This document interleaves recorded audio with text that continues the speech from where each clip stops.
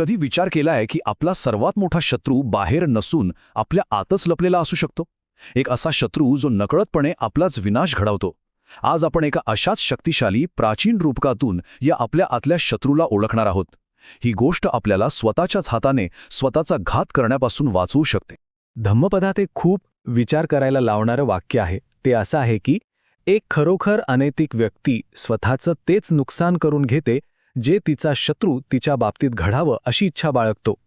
आता प्रश्न हा आहे की कोणी स्वतःचं नुकसान का बरं करून घेईल? म्हणजे एखादी व्यक्ती स्वतःचीच शत्रू कशी काय बनू शकते? चला आज आपण याच कोड्याचं उत्तर शोधायचा प्रयत्न करूया. तर आजचा आपला प्रवास 5 टप्प्यांचा असेल. आपण सुरुवात करणार आहोत गुदमरवून टाकणाऱ्या वेलीच्या रूपकापासून आणि शेवट करणार आहोत आजच्या जीवनासाठी एका प्रत्यक्ष कृती कार्यक्रमाने. चला तर मग सुरुवात करूया. चला एक कल्पना करूया. एक उंच विशाल साल वृक्ष शेकडो वर्ष ऊन वारा पाऊस झेलत ताठ मानेनं उभा आहे. आता विचार करा एका मालुवा नावाच्या वेलीचा. ती अगदी हळूवारपणे त्या वृक्षाभोवती विळखा घालू लागते. सुरुवातीला तर ती अगदी निरुपद्रवी वाटते नाही का? पण हळूहळू तिचा विळखा घट्ट होत जातो.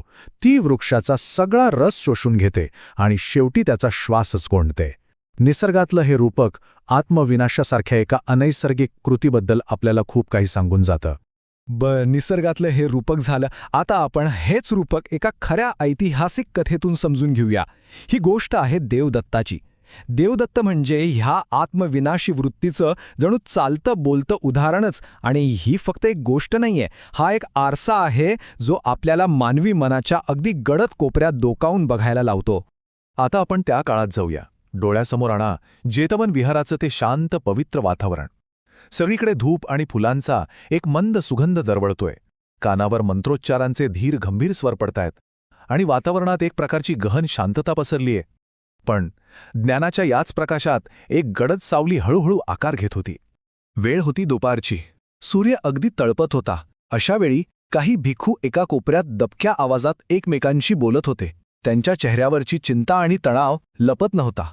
त्यांच्या त्या कुजबुजीमुळे तिथली शांतता अधिकच भेदक वाटत होती. जणू काही ही वादळापूर्वीची शांतता होती.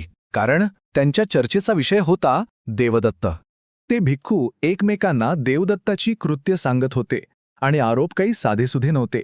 ते म्हणत होते देवदत्त नैतिकतेपासून पूर्णपणे भरकटला आहे. त्याने फक्त राजकुमार अजातशत्रूला फसवून पितृहत्या करायला लावली नाही, तर तब्बल 3 वेळा त्याने स्वतः बुद्धांची हत्या करण्याचा प्रयत्न केला होता. त्याचा लोभ, त्याचा मत्सर इतका वाढला होता की तो स्वतःच्या विनाशाचा मार्ग तयार करत होता. इथे आपल्याला 2 टोकं दिसतात. एकदम टोकाचा विरोधाभास. एका बाजूला आहे देवदत्ताचं अशांत मन, जे सत्ता, प्रसिद्धी आणि मत्सराच्या आगीत अक्षरशः जळतंय. ही एक अशी आग होती जी त्याला आतल्या आत पोखरणार होती. आणि दुसऱ्या बाजूला बुद्धांचं शांत, स्थिर, करुणामय अस्तित्व. बुद्धांच्या केवळ उपस्थितीनेच तिथलं ते तणावपूर्ण वातावरण निवळलं आणि सगळ्यांना कुठेतरी एक दिलासा मिळाला. भिक्खूंचं सगळं बोलणं बुद्धांनी अगदी शांतपणे ऐकून घेतलं. आणि मग त्यांनी एक असं रहस्य उलगडलं जे ऐकून सगळेच स्तब्ध झाले. त्यांनी सांगितलं की देवदत्ताचा हा द्वेष आणि मत्सर काही फक्त ह्या जन्मापुरता मर्यादित नाहीये. याची मुळं मागच्या अनेक जन्मांमध्ये खोलवर दडलेली आहेत. हा संघर्ष पिढ्यानपिढ्यांचा आहे. आणि हे पटवून देण्यासाठी बुद्धांनी एक कथा सांगितली. एका पूर्वीच्या जन्मात ते स्वतः एक सुंदर हरिण होते आणि देवदत्त होता एक शिकारी.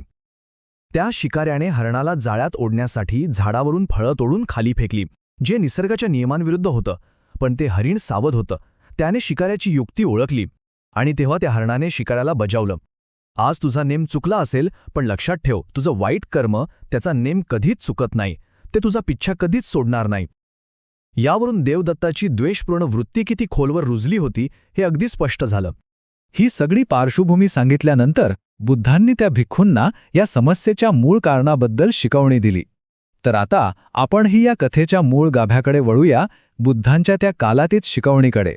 यस अचंत दुस्सील्यम मालुआ सालमि उत्थडम करोति सो तथा तानम यथा नमिच्छति दिसो. याचा अर्थ अगदी सरळ आहे. ज्याप्रमाणे मालुआ नावाची वेल सालवृक्षाचा गळा दाबून त्याला संपवते, त्याचप्रमाणे एक अनैतिक व्यक्ती जी तृष्णेच्या आहारी गेली आहे ती स्वतःचाच नाश करून घेते. ती स्वतःसोबत अगदी तेच करते जे तिचा शत्रू तिच्यासोबत करू इच्छितो. या श्लोकातले 2 शब्द समजून घेणं खूप महत्वाचं आहे. पहिला शब्द आहे मालुआ. ही ती परजीवी विध्वंसक वेल आहे जी आपल्या आतल्या लोभ, मत्सर आणि कधी न संपणाऱ्या इच्छांचं प्रतीक आहे. आणि दुसरा शब्द आहे दुस्सिल्यम. याचा अर्थ आहे अनैतिकता, चुकीचं वागणं. आणि हीच ती जमीन आहे जी ह्या विषारी वेलीला आपल्या आत वाढायला पोषक वातावरण देते. आता बघा, ही शिकवण आहे जवळजवळ 2500 वर्षांपूर्वीची. पण आजच्या आपल्या धावपळीच्या आयुष्यातही ती तितकीच किंबहुना जास्तच महत्वाची आहे. चला तर मग बघूया की या शिकवणीतून आपण आजच्या आपल्या आयुष्यासाठी काय बोध घेऊ शकतो. उदाहरणार्थ, कामाच्या ठिकाणी वाढणारी नकारात्मकता, ज्याला आपण आजकाल वर्कप्लेस टॉक्सिसिटी म्हणतो. या परिस्थितीत ही शिकवण आपल्याला कशी मदत करू शकते? जरा विचार करून बघा. ऑफिसमध्ये जेव्हा एखाद्या सहकार्याला प्रमोशन मिळतं तेव्हा मनात नकळतपणे मत्सराची वेल उगवते की नाही? मग आपल्याला ही ओळख मिळावी या लालसेपोटी आपण इतरांबद्दल गॉसिप करू लागतो, माहिती लपवतो. इतरांची सतत तुलना करत राहून आपण स्वतःच्याच प्रगतीच्या मार्गात अडथळे निर्माण करतो. हीच मालुवा वेल हळूहळू आपली व्यावसायिक वाढ आणि आपली मानसिक शांतता दोन्ही गिळंकृत करते. बरं, हे झालं ऑफिसचं. पण आजच्या डिजिटल जगातल्या विचलनांबद्दल काय? तिथे ही शिकवण कशी लागू पडते? कारण खरं तर इथे या वेलींना वाढण्यासाठी खूपच मोकळं रान मिळतं. या डिजिटल जगातल्या वेली कुठल्या? तर सततचं ते अंतहीन स्क्रोलिंग, सोशल मीडियावर लाईक्स आणि मान्यतेच्या मागे धावणं, इतरांच्या सजवलेल्या फिल्टर केलेल्या ऑनलाईन आयुष्याशी आपल्या खऱ्या आयुष्याची तुलना करणं, आणि फोमो म्हणजे फिअर ऑफ मिसिंग आउट, काहीतरी महत्त्वाचं आपल्याकडून सुटतंय ह्याची सततची चिंता. या सगळ्या गोष्टी आपल्या नकळतपणे आपली एकाग्रता आणि मानसिक शांतता चोरून नेतात. तर मग या सगळ्या समस्यांवर उपाय काय? फक्त ही वेल ओळखणं पुरेसं नाही, बरोबर? तिला मुळासकट उपटून टाकणं गरजेचं आहे. चला, आता हे नेमकं कसं करायचं तेच पाहूया. एक अगदी सोपा सराव आहे जो रोज करता येतो. स्टेप 1. रोज सकाळी आपल्या आतली एक वेल ओळखा. ती मत्सर असेल, विनाकारण मोबाईल स्क्रोल करण्याची सवय असेल किंवा स्वतःबद्दल नकारात्मक बोलणं असेल. स्टेप 2. दिवसभरासाठी एक साधा संकल्प करा की जेव्हा ही वेल डोकं वर काढेल तेव्हा तिला फक्त बघायचं, तिच्याबद्दल कोणताही चांगला वाईट विचार न करता. स्टेप 3. जेव्हा तुम्ही तिला ओळखाल तेव्हा क्षणभर थांबा. स्वतःला विचारा, या वेलीला कुठली इच्छा खतपाणी घालतीये? मला मान्यता हवी आहे, नियंत्रण हवंय की आराम? आणि शेवटची स्टेप 4. त्या इच्छेच्या आहारी जाण्याऐवजी जाणीवपूर्वक एक वेगळी कृती निवडा.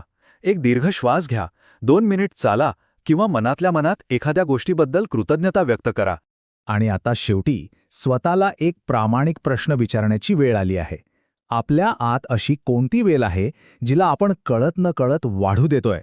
कोणती वेल आपलाच गळा दाबत आहे? या प्रश्नाचं उत्तर शोधणं हीच बदलाची आणि खऱ्या अर्थाने स्वतंत्र होण्याची पहिली पायरी आहे.